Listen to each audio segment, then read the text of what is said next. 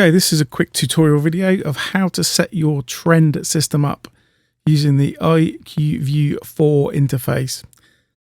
Okay, in this video we're going to cover the control browser. The control browser is a way to view all your inputs, outputs, alarms, times within your trend system.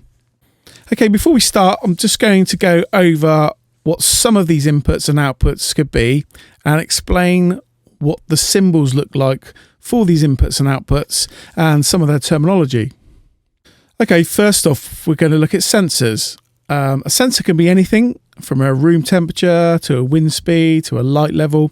All systems will be different and will have a variety of different sensors. As this example we're looking at is a heating system, all the sensors or most of the sensors in it will be temperature sensors. Okay, this is the symbol for a sensor and they're shown as an S with an incremental number. The incremental number is fairly irrelevant. It's just the sensor ID number, which will vary from system to system depending how many sensors you have. Outputs from your trend system are called drivers. Drivers can be a simple on off, maybe to switch a pump on and off, or they can be a variable output as well, maybe to drive a window open and shut between 0 and 100%.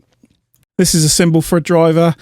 They're designated D, and again with an incremental number depending on how many drivers there are.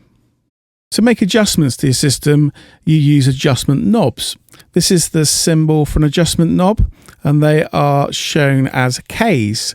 Again with a numerical number, just like the previous examples, and that depends on how many adjustment knobs you have in your system. Okay, next we have switches. And as you may have guessed, these are used simply for turning things on and off.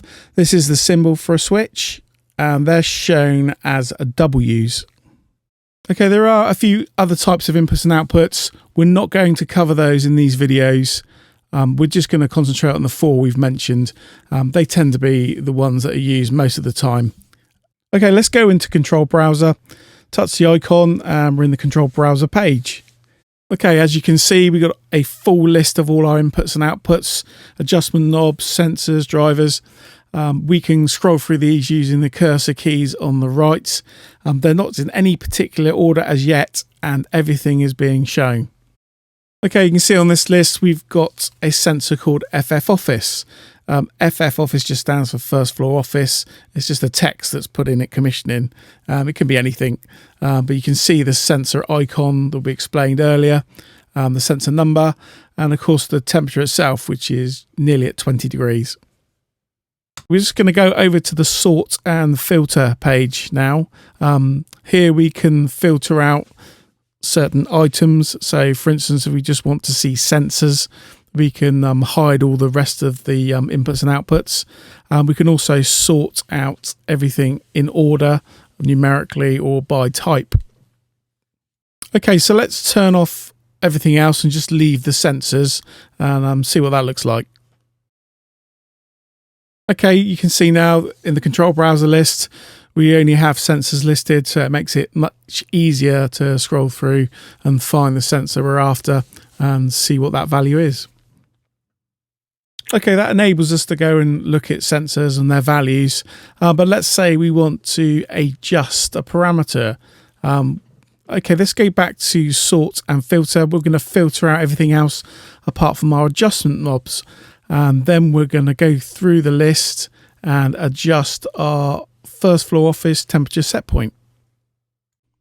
Okay, so as before, we're going to use the up and down arrows on the right and scroll up and down and find our first floor office adjustment knob for our temperature set point.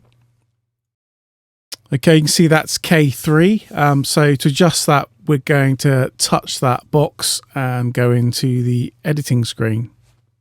Okay, this is the editing screen. The big yellow block in the middle is showing the current set point, which is 21.5 degrees. Just underneath that as well, it shows you the range that this set point can be, or this adjustment knob can be. This one can be between 15.9 degrees centigrade and 25 degrees centigrade. The arrows on the right just used to increment the value by 0.1. So if you push up, it will go up by 0.1, push down, it'll go down. There's a back button at the bottom and also a small calculator on the left. You'll be able to see that enables you to enter the figure you want on a numeric keypad rather than using the up and down arrows.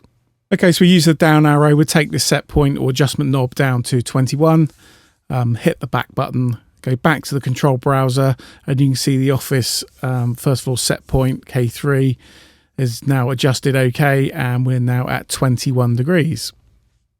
Okay, let's jump back to this set point and do it with the numeric keypad this time. Let's put in 22.8 degrees. It doesn't matter which way you do it, it's just down to personal preference. Okay, let's jump back to the sort filter page. Let's turn all the inputs and adjustments and drivers back on and go back to the control browser. Okay, now we can view all our inputs and outputs, adjustment knobs and drivers again. Let's scroll down to our first floor space temperature sensor again and click on that or touch that, and let's take a closer look. Okay, now you can see we've zoomed in onto this sensor. There's an old style thermometer graphic in the background with a slightly larger numeric display and also a graph symbol in the bottom right hand corner. Okay, you also notice there's an extra couple of temperatures at 5 degrees and 30 degrees. These are temperature limits that have been set on this sensor. So if this sensor was to go below 5 or above 30 degrees, it would cause an out of limit alarm, which would be highlighted in red in the control browser. That's because this sensor shouldn't ever go above 30 or below 5 degrees. So if it does so, there's likely to be an issue with it. Okay, next we're going to have a look at the graph or trend view for this sensor.